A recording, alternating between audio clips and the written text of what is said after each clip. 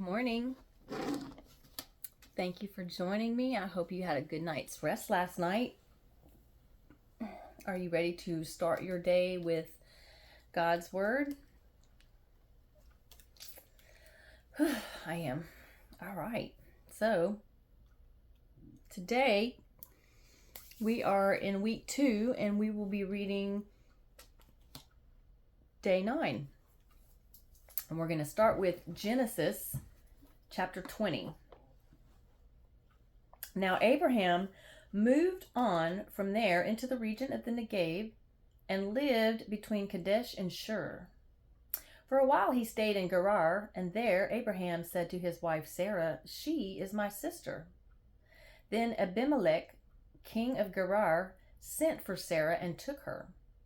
But God came to Abimelech in a dream one night and said to him, "You are as good as dead because of the woman you have taken. She is a married woman."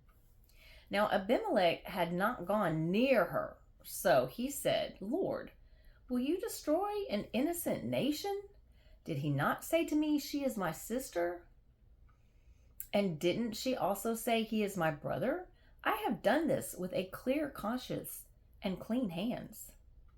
Then God said to him in the dream, "Yes, I know you did this with a clear conscience, so I have kept you from sinning against me. That is why I did not let you touch her. Now return the man's wife, for he is a prophet, and he will pray for you and you will live. But if you do not return her, you may be sure that you and all yours will die." Excuse me.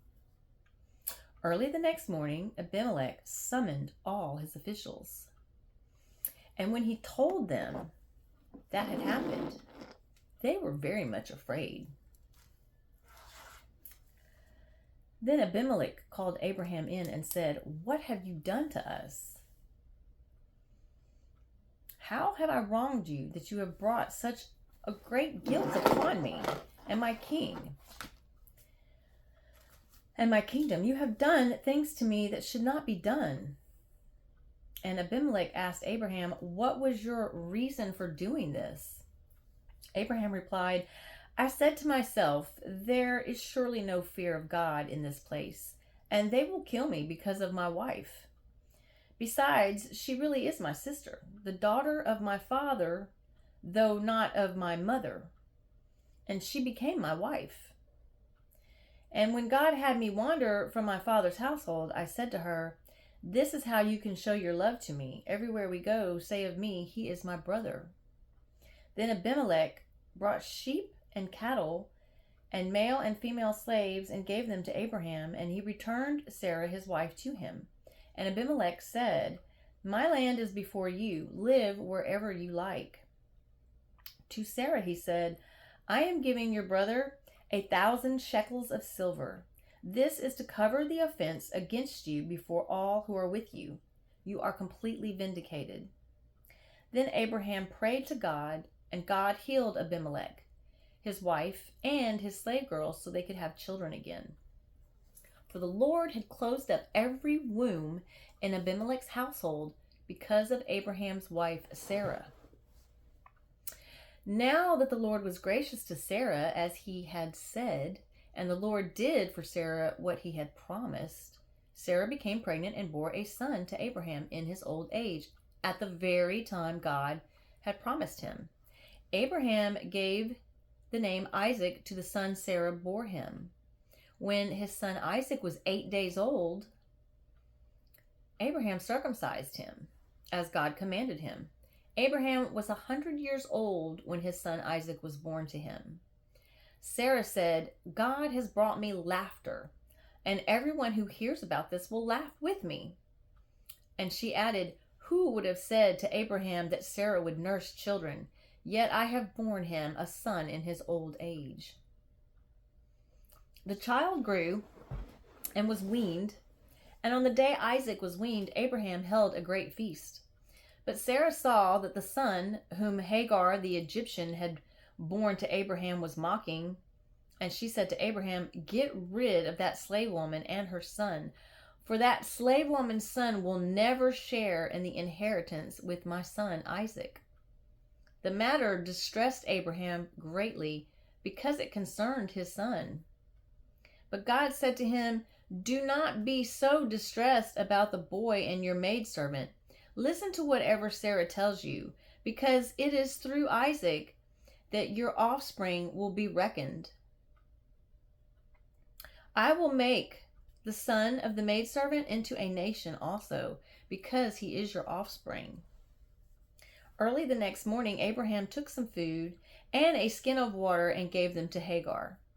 He set them on her shoulders, and then sent her off with the boy. She went on her way and wandered in the desert of Beersheba. When the water in the skin was gone, she put the boy under one of the bushes. Then she went off and sat down nearby, about a bow shot away, for she thought, I cannot watch the boy die. And as she sat there nearby, she began to sob. God heard the boy crying, and the angel of God called to Hagar from heaven and said to her, "What is the matter, Hagar? Do not be afraid. God has heard the boy crying as he lies there. Lift the boy up and take him by the hand, for I will make him into a great nation." Then God opened her eyes, and she saw a well of water and gave the boy a drink. God was with the boy as he grew up. He lived in the desert and became an archer. While he was living in the desert of Paran, his mother got a wife for him from Egypt. At that time, Abimelech and Phicol, the commander of his forces, said to Abraham, "God is with you in everything you do. Now swear to me here before God that you will not deal falsely with me or my children or my descendants. Show to me and the country where you are living as an alien the same kindness I have shown to you." Abraham said, "I swear it." Then Abraham complained to Abimelech about a well of water that Abimelech's servants had seized. But Abimelech said, "I don't know who has done this. You did not tell me, and I heard about it only today." So Abraham brought sheep and cattle and gave them to Abimelech, and the two men made a treaty. Abraham set apart 7 ewe lambs from the flock, and Abimelech asked Abraham, "What is the meaning of these 7 ewe lambs you have set apart by themselves?" He replied, "Accept these 7 lambs from my hand as a witness that I dug this well." So that place was called Beersheba, because the two men swore an oath there. After the treaty had been made at Beersheba, Abimelech and Phicol, the commander of his forces, returned to the land of the Philistines. Abraham planted a tamarisk tree in Beersheba, and there he called upon the name of the Lord, the eternal God. And Abraham stayed in the land of the Philistines for a long time. Some time later, God tested Abraham. He said to him, "Abraham." "Here I am," he replied. Then God said, "Take your son, your only son Isaac, whom you love, and go to the region of Moriah. Sacrifice him there as a burnt offering on one of the mountains I will tell you about." Early the next morning, Abraham got up and saddled his donkey. He took with him 2 of his servants and his son Isaac. When he had cut enough wood for the burnt offering, he set out for the place God had told him about. On the 3rd day, Abraham looked up and saw the place in the distance. He said to his servants, "Stay here with the donkey while I and the boy go over there. We will worship, and then we will come back to you." Abraham took the wood for the burnt offering and placed it in his son Isaac, and he himself carried the fire and the knife. As the 2 of them went on together, Isaac spoke up and said to his father Abraham, "Father." "Yes, my son," Abraham replied. "The fire and wood are here," Isaac said, "but where is the lamb for the burnt offering?" Abraham answered, "God himself will provide the lamb for the burnt offering, my son." And the 2 of them went on together. When they reached the place God had told them about, Abraham built an altar there and arranged the wood on it. He bound his son Isaac and laid him on the altar on top of the wood. Then he reached out his hand and took the knife to slay his son. But the angel of the Lord called out to him from heaven, "Abraham, Abraham!" "Here I am," he replied. "Do not lay a hand on the boy," he said. "Do not do anything to him. Now I know that you fear God, because you have not withheld from me your son, your only son." Abraham looked up, and there in a thicket he saw a ram caught by its horns. He went over and took the ram and sacrificed it as a burnt offering instead of his son. So Abraham called that place, "The Lord will provide." And to this day it is said, "On the mountain of the Lord it will be provided." The angel of the Lord called to Abraham from heaven a second time and said, "I swear by myself, declares the Lord, that because you have done this and have not withheld your son, your only son, I will surely bless you and make your descendants as numerous as the stars in the sky and as the sand on the seashore. Your descendants will take possession of the cities of their enemies. And through your offspring, all nations on earth will be blessed because you have obeyed me."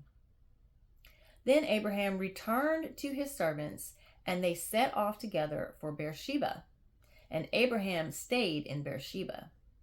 Sometime later, Abraham was told, "Milcah is also a mother. She was born sons to your brother Nahor.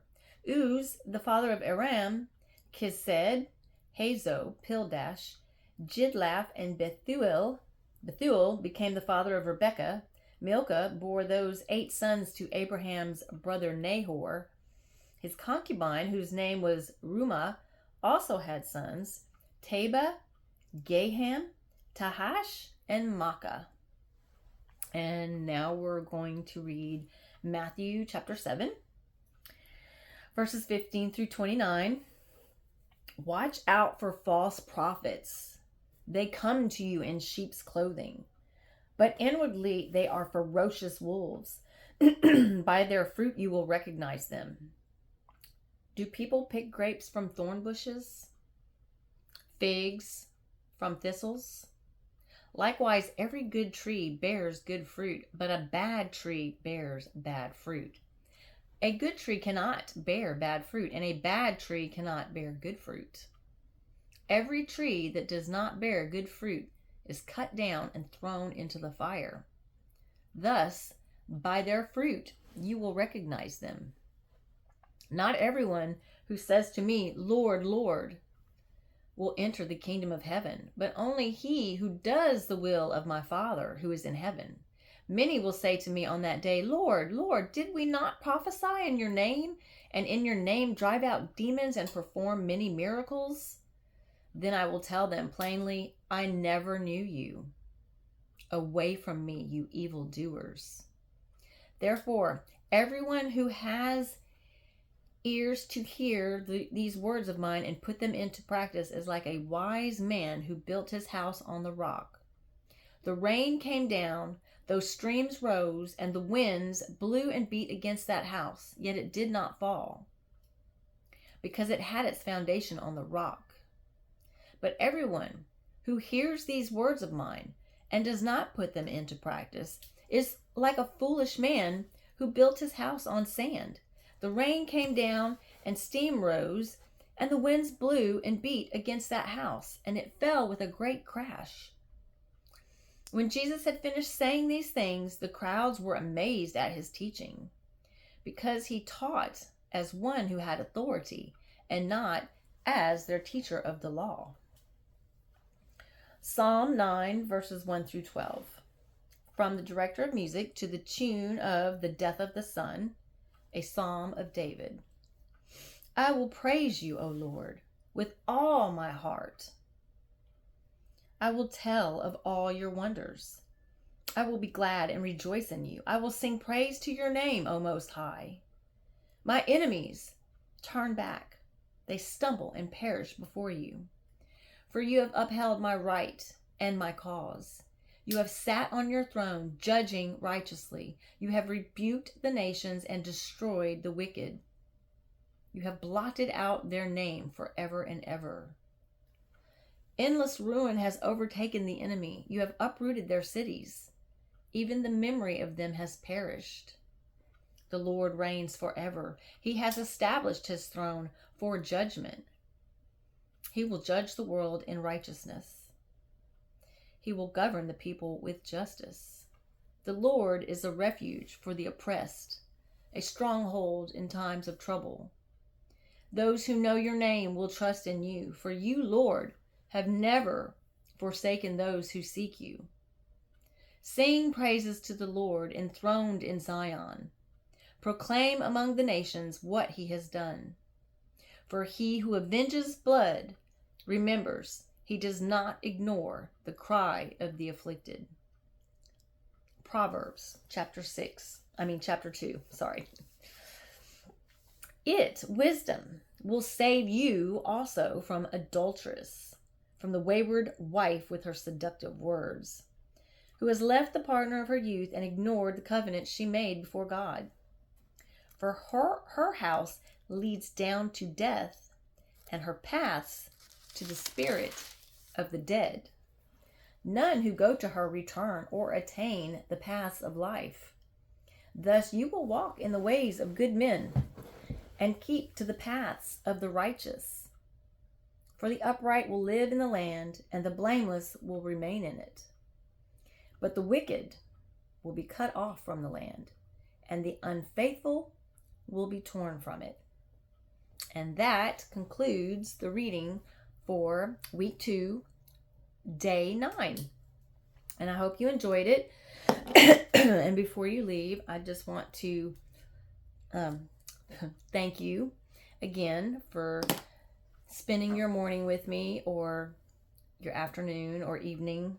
My lips are dry. Your time is very precious. You could be spending it anywhere you want. And the fact that you are allowing me to share the Word of God with you, and you're listening to me read, and you're participating in my channel, I appreciate you so much. And I just want to say thank you, and keep coming back, because I'm going to do this for 365 videos, and I would love to have an audience while I'm doing it. I'm going to persevere regardless, because this was a promise that I made to myself. And I need to read the Bible every day anyway. So before I close, let me just say a quick prayer. Lord, please help us to understand your ways. And even if we don't understand your ways, to have the faith that we need to carry us throughout the day, that we do not have to lean on our own understanding. You teach us that we should put all of our trust in you. So Lord, give us the strength, the fortitude, the knowledge, the perseverance to just stay steadfast and have the faith that we need to survive until we make it back home to you. In Jesus' name we pray. Amen.